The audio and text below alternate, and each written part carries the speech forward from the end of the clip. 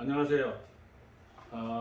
세계연합방송에서 강의하는 월드 트리니드 대학교 특임교수 김태일 박사입니다.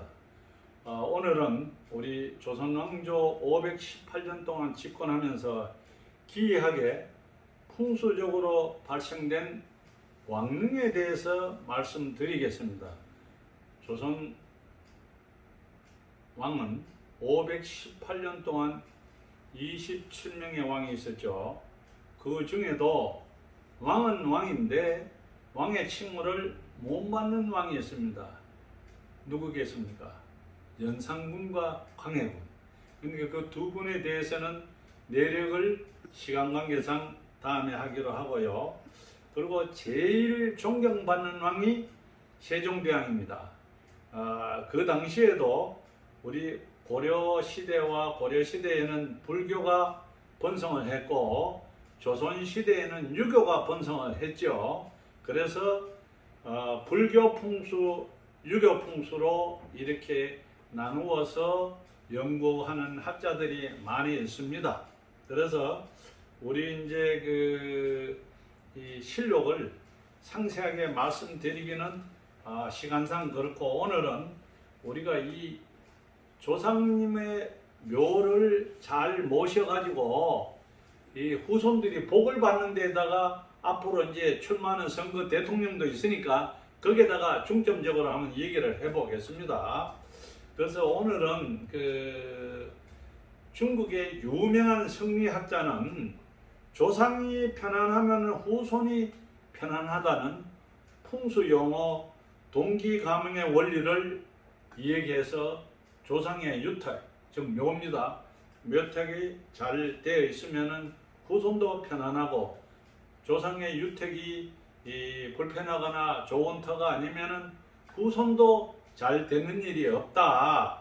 이 뜻에 따라서 우리나라의 조선 만렵의 명성황후님께서는 친정아버지를 4번 정도 이장했다는 기록이 있습니다. 그리고 한국의 얼마 전에 유명한 유학자 김종희 전 국회의원은 증조부님의 묘를 10번 이상 옮겼다는 기록이 있고요. 또한 우리 김대중 전 대통령 각하의 묘는, 선영의 묘는 본래 전남 하이도에 있었습니다. 그래서 대통령 출마 앞두고 경기도 용인시 처인구 묘동에 선영님의 묘를 이장하고 대통령이 당선되었습니다. 그래서 그 당시에 신문에도 보도가 많이 되고 이래 했죠. 그래서 제가 기록을 다 가지고 있는데, 이것뿐은 아닙니다. 이 중국의 시진핑이 이 본래 2005년도에 5월 당서기 시기, 저장성 당서기를 했을 적에 자기 아버지 묘가 뭐가 찜찜하다 이거죠. 그래서 자기 아버지가 시중신입니다. 시중신시의 베이징에 있는 묘를 시안 푸평형 대명당으로 밤에 옮겼습니다. 옮기고 나서 지금은 중국을 통일하는 당서기 겸 최고의 지위에 있지 않습니까? 그래서 그것뿐 아닙니다. 우리나라의 북한의 김일성의 조상의 묘도 우리 전라도 묘악산에 있습니다. 그래서 이런 말이 있었죠. 아무리 6.25 사번에 폭격을 해도 거기에는 폭격을 안 했다는 말들이 있습니다. 저희들이 이제 그때 어릴 때 뭐 잘 모르지만 그렇게 전해 내려오고 있고, 저기에 전기를 받아가지고 김일성, 그리고 김정일이, 그리고 김정은이 3대 권력을 현재 누리고 있지 않습니까? 그런데 본래 하늘의 권력은 3대 이상은 안 준다고 하는 전설이 있습니다. 그리고 재벌도 3대 이상은 잘 안 준다는 그런 전설이 있는데, 우리 한국의 뭐 이름난 재벌도 지금 문제가 좀 있죠. 제가 이제 그 정도로 그거는 말씀을 드리고, 이번에 출마한 사람들 중에도 제가 여러 사람 누가 이제 같이 가보자 그래서 조상님들의 묘를 여러 군데 다녀왔습니다. 다녀왔는데 여기는 공개적으로 이 얘기는 할 수가 없고 저는 벌써 어느 정도의 가능성을 타진하고 가까운 사람들끼리는 이 얘기를 하고 있습니다. 근데 왜 그러냐면 이 풍수를 이 전통학문이고 자연과학인데 무시할 수가 없어요. 어떤 사람은 뭐 무당이다, 점쟁이다, 정말 똑똑한 사람들 많아요. 무당, 점쟁이 정부에서 박사학위 줍니까? 그리고 지금 싱가포르나 홍콩이나 대만, 중국에서는 우리나라 이과대학 들어가기보다 더 힘듭니다. 그거는 예로 문화가 발달되었다는 미국도 케네디 대통령이 집무실을 꾸밀 때는 유명한 풍수학자를 초청해서 사무실을 꾸몄고, 또 우리나라의 S은행 행장님도 자기 집무실을 꾸밀 때는 풍수학자를 초청해서 했다는 그 얘기가 내려오고 있습니다. 왜 그러냐면은 같은 값이 바람 분 날 다운 치마라고 좋은 게 좋지 않습니까? 뭔가 마음에 끼림칙한 건 안 좋거든요. 그래서 여러분들 이 풍수도 이제는 앞으로 과학화가 될 것입니다. 우리가 이런 것도 있잖아요. 뉴턴의 만류인력이라는 게 있습니다. 지구는 서로 땡긴다. 땡기는 거 봤어요? 지구는 돈다. 도는 거 봤습니까? 그리고 그 다음에 아인슈타인의 상대성 원리가 나왔어요. 너와 내가 있다 이겁니다. 그리고 음과 양이 있다. 그래서 지금은 아인슈타인의 상대성 원리가 우리 풍수와 일치하는 점이 많습니다. 이제 서로는 요 정도로 이제 하고, 오늘 이제 본론으로 들어가서 우리 역사의 조선 왕 중에 518년 역사에 제일 존경받는 분이 누굽니까? 세종대왕 아닙니까? 세종대왕은 32년 동안 집권을 하고 53세에 돌아갔습니다.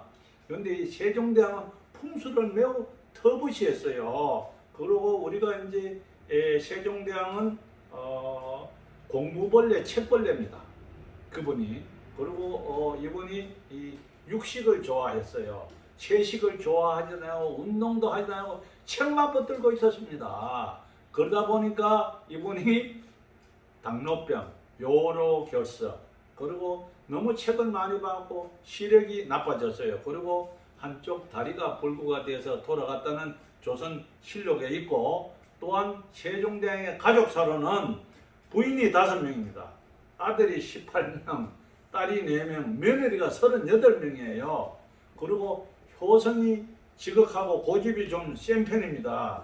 그런데 이 세종대왕께서 돌아가시고 나니까 나라에 변고가 많습니다. 왜 그러냐면 세종대왕은 32년 동안 장기 집권을 했는데, 세종대왕님이 돌아가시고 나니까 4명의 왕이 단명을 했습니다. 그건 누구냐면은 문종이죠. 문종은 39세에 2년 3개월 만에 돌아갔습니다. 그리고 단종은 3년 3개월 집권하고 17세에 삼촌으로부터 사약을 받았습니다. 그러면 세조는 이제 세조실록도 다른 것이 많아요. 세조는 52세로 13년 3개월, 그래서 좀 오래 했죠. 그리고 예종은 1년 1개월에 38세로 왕명을 다 했다는 기록이 있습니다. 그렇다 보니까 이거 궁궐에서 아니 이 왕이 단명을 하니까 뒤숭숭하거든요. 그러니까 우리 이제 이 성종대왕께서 그러면 이것이 어떻게 되었느냐, 이걸 이제 왕명을 내리셨을 것 아닙니까? 그래서 그 당시에 처음에 세종대왕의 이 능이 갈적에 여기가 명당이 아니고 문제가 있는 능이라고 이제 말을 이제 직관들이 했답니다. 그런데 지금 세종대왕의 능의 본래는 어디에 있었냐면 강남 헌인릉에 있습니다. 헌인릉에 있었어요. 그 헌인릉에는 태종 아버지의 묘입니다. 그런데 직관들이 그 당시에 정의품 벼슬하는 직관들이 이 본래 명당이나 헬은 하나지 옆에는 있을 수가 없다, 이래가지고 건의를 했는데도 과연 그 왕명을 거절할 수가 없잖아요. 그래가지고 그때 건의한 그 직원들은 귀향이나 전부 유배 갔다는 기록이 있습니다. 그래서 그 묘를 쓰고 나니까 자꾸 병고가 생기는 거예요. 그래서 성종이 하명을 해서 그것을 파보니까 곤양포 임금의 옷은 썩지도 않고 그대로 있고 또 그리고 시신도 보기 흉할 정도로 있었답니다. 그래서 그러면 이것을 어떻게 해야 되느냐? 옮겨야 될 거 아닙니까? 사람들이 모를 때는 괜찮은데 그걸 보고 기림칙하게 있을 수는 없겠죠. 그래서 지금의 직원들을 초청해서 이 세종대왕님의 갈 자리를 찾아봐라. 그런데 우리 조선 실록에 보면 왕릉은 도성에서 백리안에 쓰게 되어 있습니다. 백리안에. 왜 그러냐면은 백리가 넘으면은 우리가 이제 왕이 행차를 할 적에 신하들도 몇백 명이 따라갈 거 아닙니까? 그리고 진을 돌아와야 되고 또 요사이 거치는 구테타라 그러죠. 그때는 또 역모가 있을 수도 있었고 이래서 가급적이면은 왕이 행차하는데 편하게끔 이제 진을 도는 백리입니다. 그런데 공교롭게도 지금 여주시 왕대리에 세종대왕의 능을 썼는 것은 백리가 넘지만 사후에 했기 때문에 조금 이제 다른 내용도 있습니다. 그런데 세종대왕의 했는 여주의 왕대리 현재 능은 사실은 그 묘자리가 누구 자리냐면은 광주이씨, 한산이씨 선조들의 묘자리입니다. 근데 그 묘자리가 명당으로 알려져 가지고 우리 세종대왕의 능이 현재 있는 그 자리입니다. 그래서 여기다가 왕릉을 쓰고 나니까 어떻게 되었든 간에